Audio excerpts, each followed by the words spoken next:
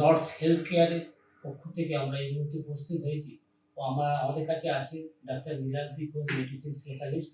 আমরা 24 hours TV থেকে আমরা ওনাকে স্বাগতম।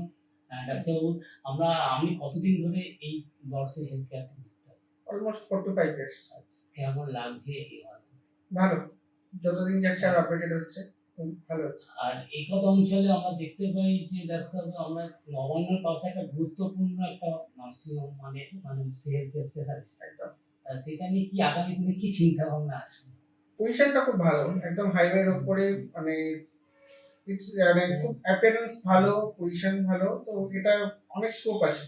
মানে এখানে পেশেন্ট হেলথ কেয়ার সেফটি মানে গুলিগালার মধ্যে থেকে পেশেন্টের অ্যাপ্রোচেবল, পেশেন্ট চট করে আসতে পারবে, লোকজন আসতে পারবে। তো এই দিকটা অনেকটাই অ্যাপ্রোচেবল জায়গা। আরেকটা ডাক্তার দেখতে পাই, আমাদের অনেক রোগীরা মানে হসপিটালে ধরুন এমার্জেন্সি কেসে ভর্তি হতে পারে না, তাদের ব্যাক করে। কিন্তু এখানে দেখা যাচ্ছে সব মানে এই সংস্থার আপনার সবকিছু মানে সুযোগ সুবিধা আছে।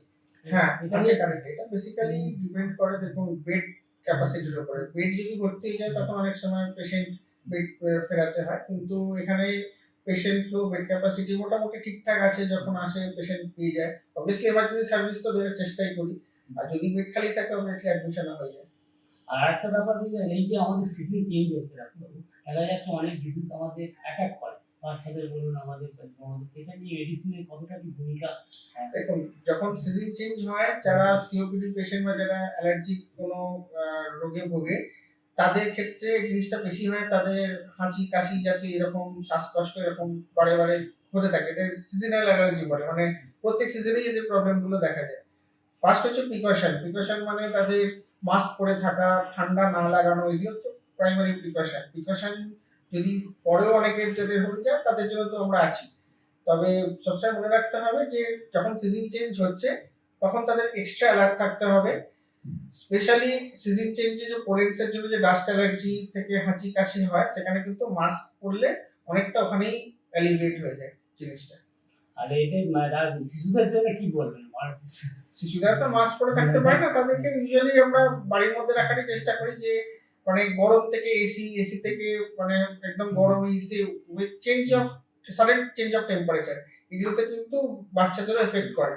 তো এইগুলো বলি যে মানে তাদেরকে একদম কড়া রোদ থেকে এসিতে ঢোকানো, যেগুলো আমরা হ্যান্ডেল করতে পারি, সেগুলো আমরা যদি অ্যাভয়েড করতে পারি, তাহলে ওরা অনেক সুস্থ থাকবে। আগামী দিন যারা যেসব মানে এখানে যারা পেশেন্ট আছে তাদের উদ্দেশ্যে কি বলবেন?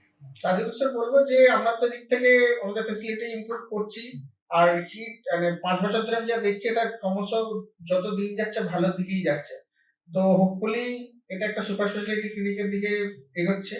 তো আসলে এখানে অবভিয়াসলি এখানে বিহেভিয়ার, নার্সিং স্টাফ, ডক্টর সবাই খুব ভালো, সবাই খুব কোঅপারেটিভ। আর খুব ইনফরমেশন এখানে পার্কুলেট হয় কুইকলি, যে মানে পেশেন্টের কোনো অসুবিধা হলেও সেটা চট করে এখানে দেখা হয়। কোনো রকম পেশেন্ট পার্টির অসুবিধা হলেও এখান থেকে লোকজন মানে আছে যারা দেখে দেয়। তো এখানে ইউজুয়ালি খারাপ এক্সপেরিয়েন্স দিয়ে কেউ যায় না। তো আমরা সবাই হেল্প করতেই চাই। আর হোপফুলি আরো যতদিন এগোবে ভালোই হবে। এই মুহূর্তে আমরা স্যারের সঙ্গে কথা বললাম আমাদের নর্থ হেলথ কেয়ারের পক্ষ থেকে। আমার নিউজ 24 বা আমাদের 24 আওয়ার্স টিভির পক্ষ থেকে অনেকে ধন্যবাদ জানাই। হাওড়া থেকে সমীর পাত্রের সঙ্গে জিৎ।